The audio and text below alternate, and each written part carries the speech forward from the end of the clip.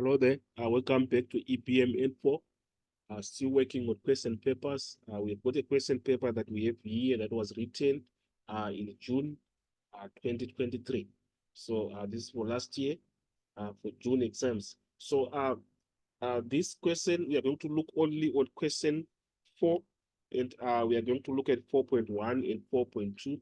So we can go to the question and see what we have. This is our question 4. Then 4.1 reads, give one term for each of the following descriptions by writing it next to the question number, that is 4.1.1 up to 4.1.5 in the answer book. So we are just going to list our numbers, that is 4.1.1, then we list the appropriate term that applies to that, and then do that to the same up to 4.1.5. So we have got some responses that you are given, some options that you are given in the beginning there. We've got a projected cash flow, we have got a CK1 and CK7, then we've got a business plan, product, and then we've got debtors ledger, a percentage of sale, creditors, and then allowance. So we are just going to choose, we go through 4.1.1, then we choose from the selection that we have.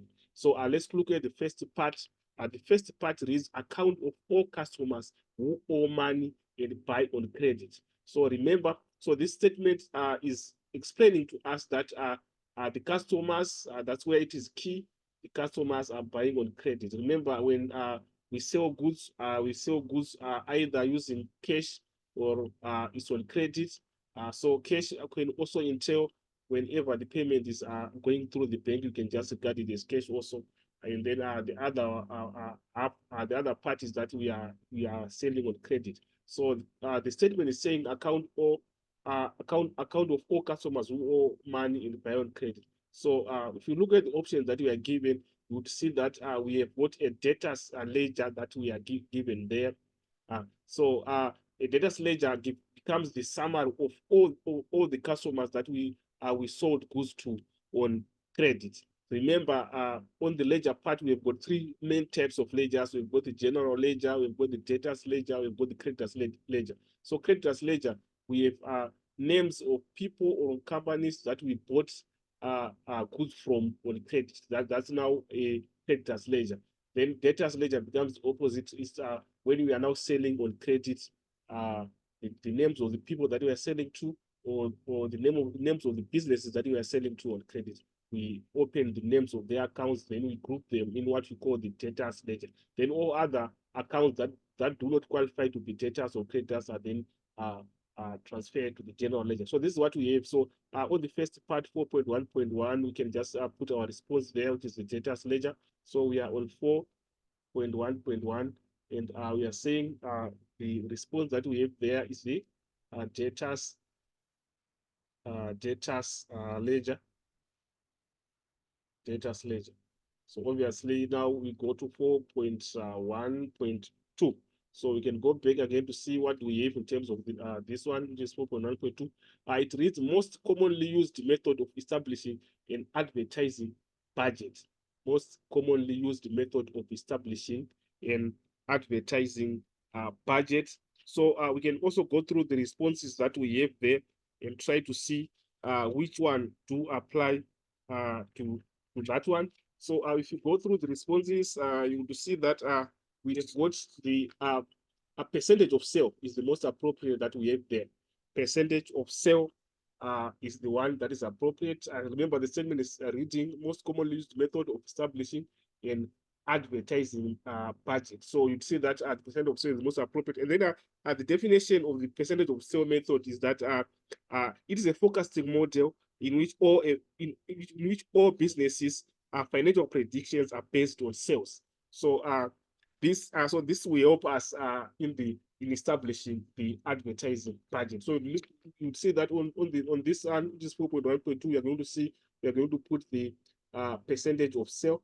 So we can go back to our answer section. Then here we are saying this percentage of sale. So we can just put our response there. Yes, percentage of sale. So this is what we have. Then the next one, obviously, now is 1.1.3. So we can go back to check what we have in terms of 4.1.3.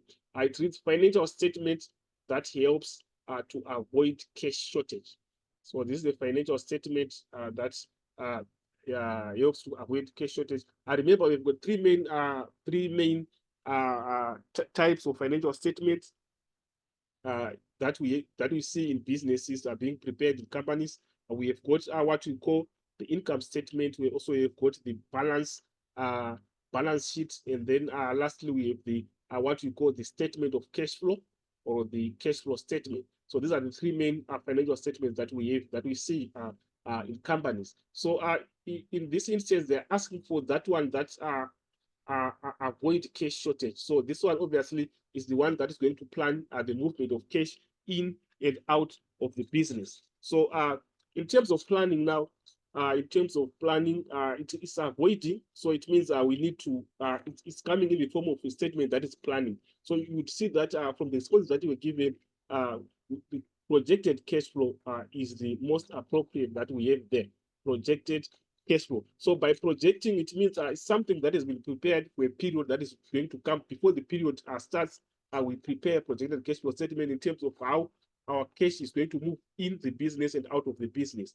And then at the end of it, we have a net balance at the end of it. So the definition that we can have in terms of a projected cash flow is that it is an estimate of the amount of money that an organization expects to gain and spend in a certain time of period. So be it the period that we are going to put down, maybe it's going to be half yearly or yearly. It can be any financial period that we can put there.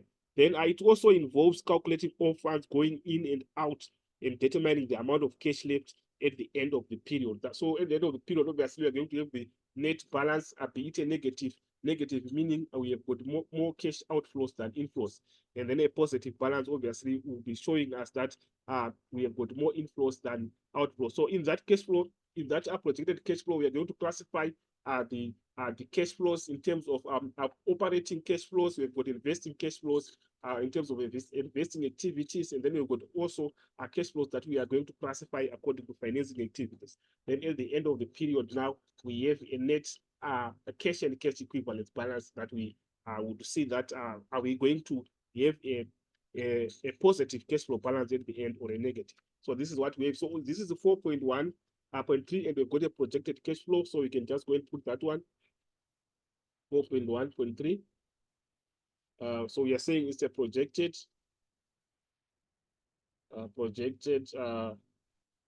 cash flow. Then the next one is 4.1.4. So we can go and check in terms of what is required. Like this one is a prescribed application forms for a close cooperation. So you see that from the responses that we have there, these are application forms. And the most appropriate there, the correct one is CK1 and CK7. So these are the application forms for a close cooperation. So we can just go and list those ones, 4.1.4.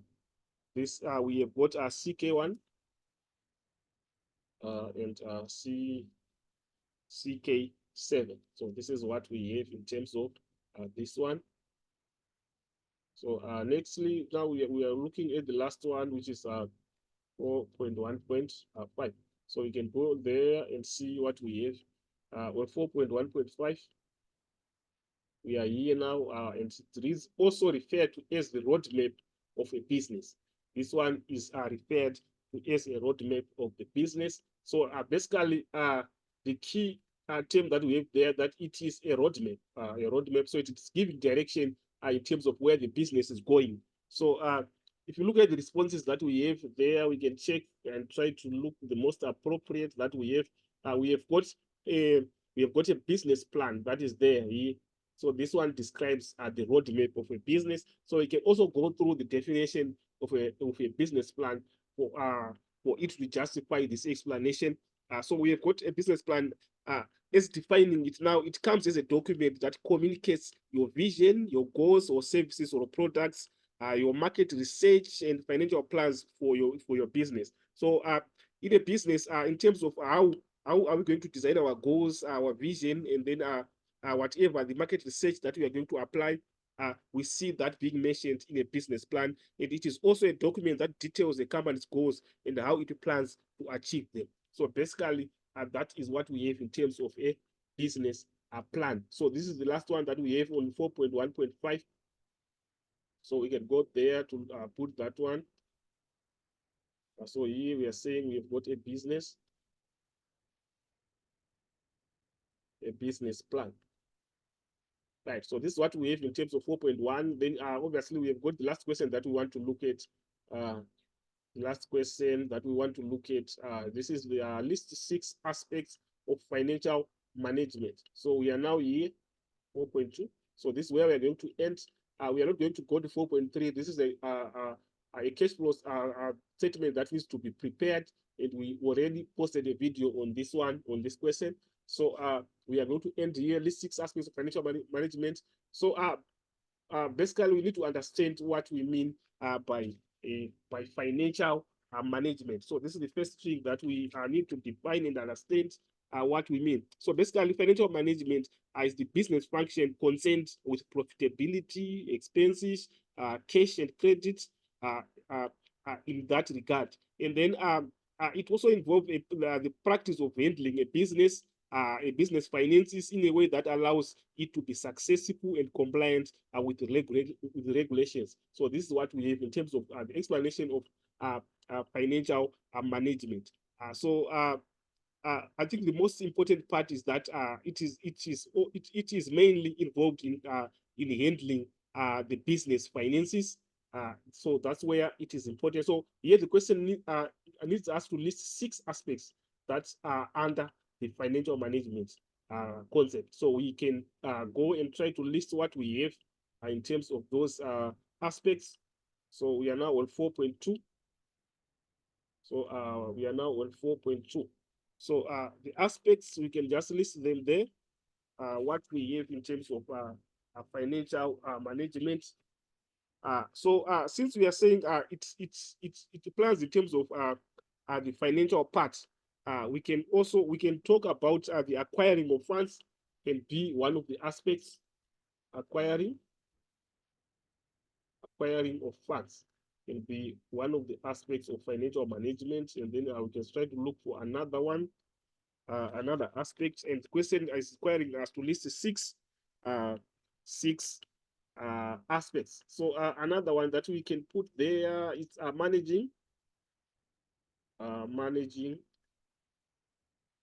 managing cash flow.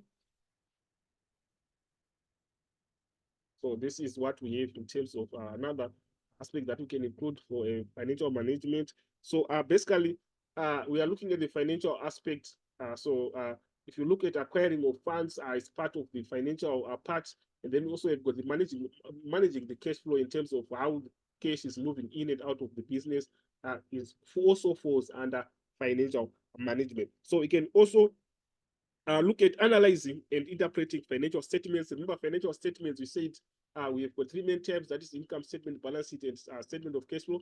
So managing those financial statements that we have is also under financial management. And remember, the income statement is the one which shows the business whether it's making a profit or a loss.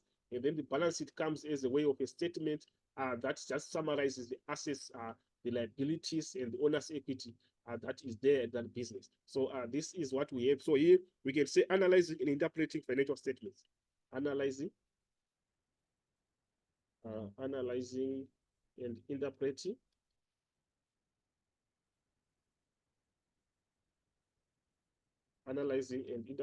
financial statements. So this becomes the 3rd one. We are looking for 6 of them. So we can try to find out another one. There we can also raise another one that determining the number of fixed and current assets needed. Determining the number of fixed and current assets needed. Remember, assets on its own, they are just resources of a business. Then when we now differentiate them or classify them into fixed and current assets, fixed assets are those resources of a business that are going to stay there for more than a year. We have got an example of motor vehicles, buildings. Those are part of fixed assets because they are going to stay for a longer period of time, that is more than a year. Then we've got those resources of a business that we expect to be in the business for a period of less than a year. We've got cash. We have got also data. Those people or business that we sold goods to on credit, they are also part of our current assets, because we expect them to stay for a period of less than a year. So we can have the next point being determining the number of fixed and current assets. Determining the number of fixed and current assets.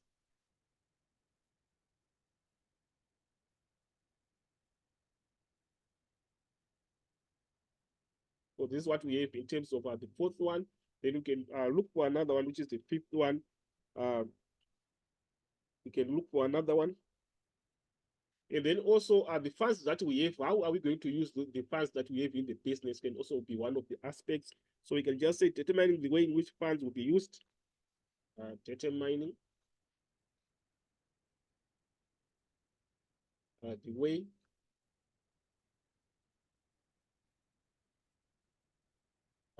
in which funds will be used.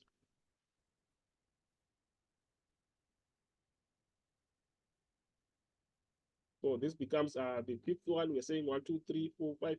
So we can just look for another one, which is the last one. And we have now 6 of them. So on the last one, we can try to find another one. One of the aspects again that we can include is creating the policy of the business. So financial management becomes one of the arms that we use as we use to create the policy of the business. So financial management becomes one of the aspects again for the policy of or the contents of the policy of the business. So this is a very important part that is coming as an aspect of financial management that we can take it as an aspect as creating the policy of the business. So here we can just say creating the policy of a business. So this one is the sixth one. And remember, this is the last one. So we can just go back there maybe to check in terms of the number of marks that we have there. We have got 6 times 2, which is we have got 12 marks on this question. 12 marks there. So this is what we have. And then on the previous one, obviously we have got 5 of them. So each one having 2 marks. And here summarized here in the total of 10 marks. So this is what we have according to this video. I hope it was helpful to you. Those who haven't subscribed, please subscribe and share. We are still coming with more videos that will assist us in EBM N4 so that we pass with good marks. With that, we'll meet again in the next video, and I'm signing out.